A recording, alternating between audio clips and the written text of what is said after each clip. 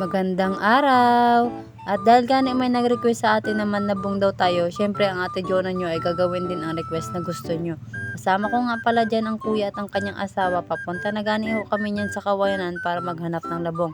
Hindi ko lang ho masisure sa inyo kung may labong ba tayo makukuha.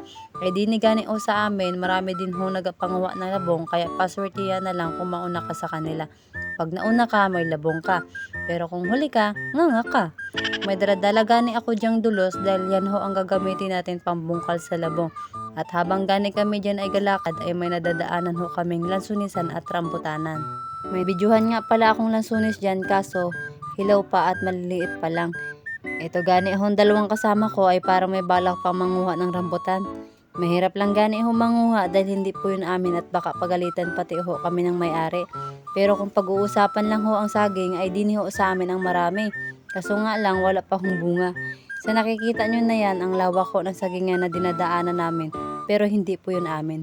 Share ko lang sa inyo. Shoutout ko lang nga pala ang nag-request ng content natin ngayon. Shoutout sa'yo Kuya Osiserong Mangyan TV. Your request is my command. Kung sino man ho ang nanonood ng vlog natin, paki-follow and support na lang din ho sa ating Osiserong Mangyan TV. Ito po yung profile niya. Maraming salamat po agad. May nakita ganing mababang rambutan ang dalawa kong kasama ay ayan, nagpanguha na sila. Rambutan ho. Uy, bawal ran. Rambutan ayun guys. Oh, ayun. Rambutan. Yun. Bawal ran, uy. Siran, kung nabong lang ka, magkapangawa ka mo.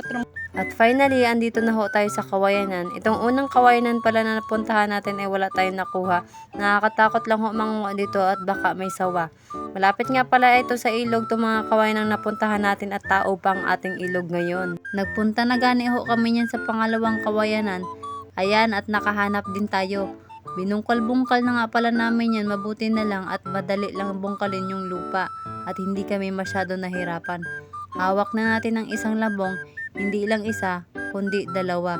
Pero yung pang dalawa pala namin nakuha ay maliit lang. Binungkal-bungkal na gani namin yan para makuha namin ang pangalawang labong. Maswerte tayo dahil may nakuha pa tayong labong guys.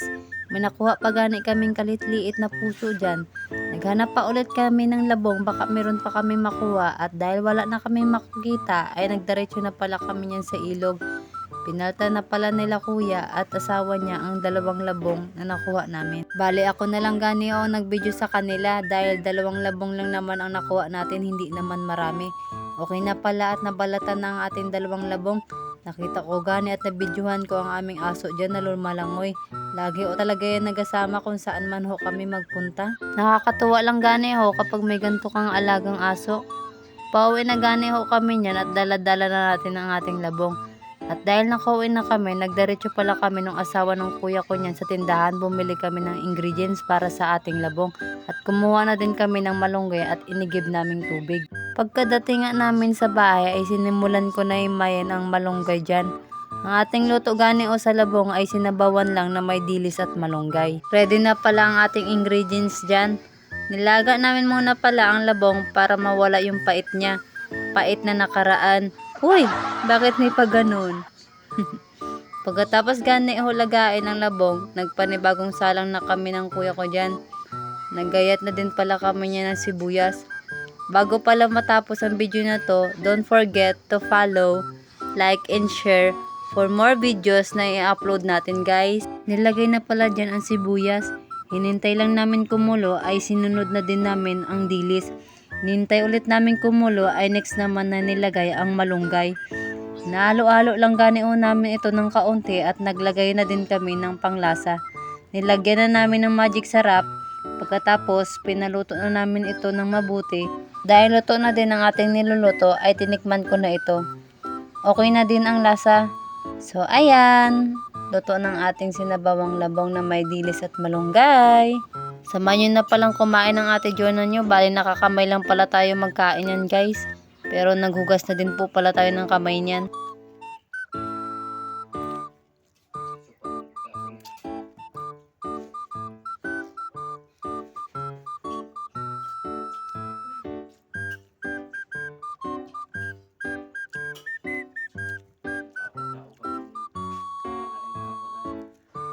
Hanggang dito na lang muna pala ang ating video. Thank you po sa panonood.